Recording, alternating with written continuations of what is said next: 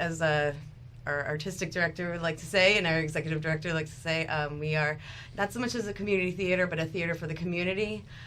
We like to take kind of the oddball plays that tend to not be done in such a small kind of environment, and experiment with kind of riskier projects. But we also do classics as well. We just closed Glass Menagerie at the end of April.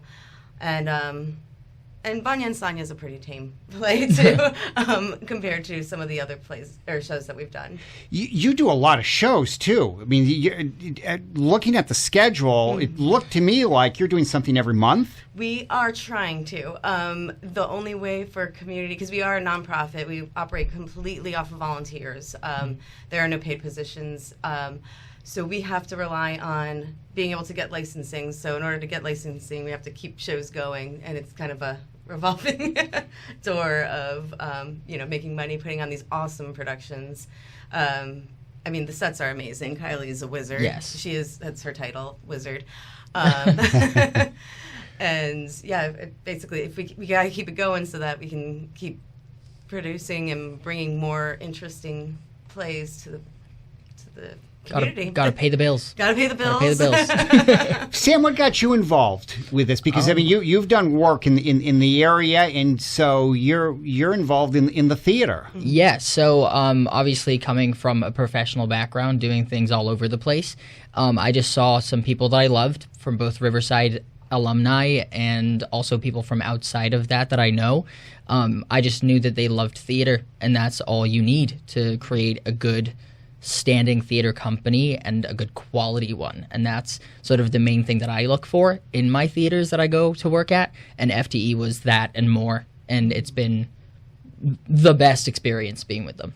The Fredericksburg Theatre Ensemble is at 810 Caroline Street, upstairs. Yep. Upstairs on the 4th floor. We are operating out of the Allstate Community Theater, which is kind of a joint effort of Stage Door, FTE, and then a couple other theater companies that will come through.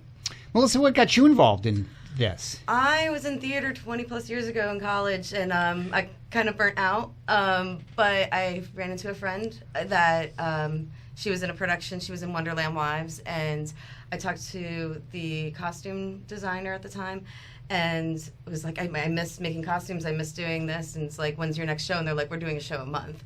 So I started helping out with Jekyll and Hyde, and also Murder by Poe, and also doing helping out in the bar and box office. And then when their production manager stepped down, they offered me the position, so I'm also production manager. And now she has to deal with us. And now I'm I do it's a little bit too much there, but yeah.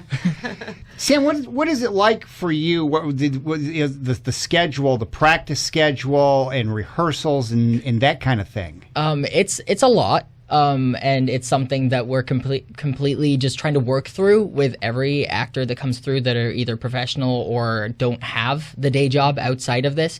It can be a lot. We just work with each other on it. Especially for this show, we've got a couple of us that are out for some rehearsals a week, so we just kind of deal with it because in community theater, there's only so much you can do, and we work around everyone. It's interesting to try to coordinate because, when you're in high school, when you're in college, like that's what you're there for. So you're going to be available for every rehearsal and all the shows. When you're dealing with community theater, I mean, people have full-time jobs and you have to work around it. So it's fun though. It is fun. It's worth it. It's worth it. So talk to me about what the next play that's coming up. I'm not even sure of how to even pronounce it. Funny you should ask. Melissa said it, and I wanted to say, wait, what? What is the name of this show? Vanya and Sonia and Masha and Spike. I even get it wrong. It's hard. It's a direct reference to Chekhov plays. Christopher Durang tends to do theater of the absurd. This is a more tame play for him, but there are a lot of Chekhov references. There's a lot of Greek tragedy references, but it is a comedy, and it's great. You don't even need to know the references, but if you do know anything about Chekhov or Greek tragedy, you would definitely have a little bit more insight. Okay, jokes. so what do you like about it, Sam? So it's easily one of the most fun experiences I've had on stage from both professional theater and community theater. I'm playing the role of Spike, who is so different to anything I've ever done before. I'm usually in more dramatic roles, more recent times, but this has been a nice sort of flip-flop off of that to become more of a comedic and airheaded role, you could say.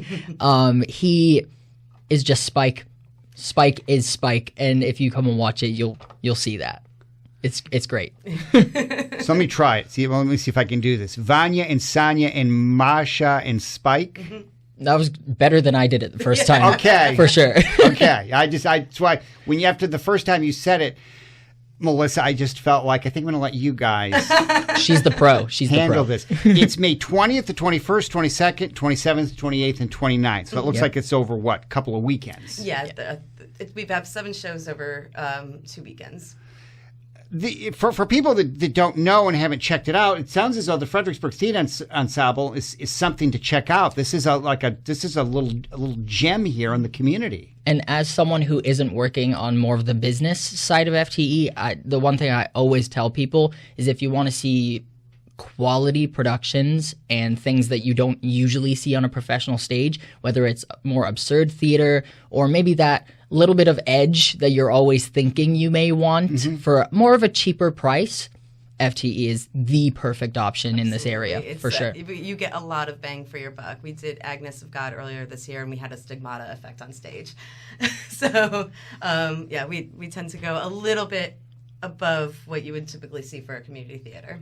Yeah. And if people are interested in trying out for some of these, are you always looking for that? Absolutely. We always need we need everyone on the stage, behind the scenes, running front of house. We need volunteers. We like to keep it diverse. We are an all-inclusive theater. We don't I mean, it's a family. We've become a family, basically. Yeah. She's the mom. It's crazy. I've kind of become the mom. But yeah, auditions are always posted on the website, fredtheater.org. Yeah. And our Facebook there's page. always things going on. Yeah. Yeah. Off the top of your head, do you know what the next few are coming up? Currently, we are looking at definitely the Bad Seed is in October. That is happening. We will be posting auditions for that coming up very shortly. The other 2 are a little bit in flux right now because of scheduling. But we do have a Voices in Vines cabaret in July, and then we always have karaoke the last Saturday of every month. Come to karaoke. It's a lot of fun. Always fun. It is a $10 admission, but it's worth the cost because it's basically all actors, and I mean everyone's welcome to sign up, but it's quality karaoke. Well, just in the 10 minutes or so that we've been talking, the times that we've said fun and the laughter just shows you guys do enjoy what you do. Yes. Yes. And it's funny because it emphasizes the fun of it because some of the shows are a little more edgy, which means some of them maybe you'll feel some other emotions while watching them, but you will always see how much fun both the actors, audience, and behind-the-scenes people are always having. And that's why I'm still with them. It's always been that way.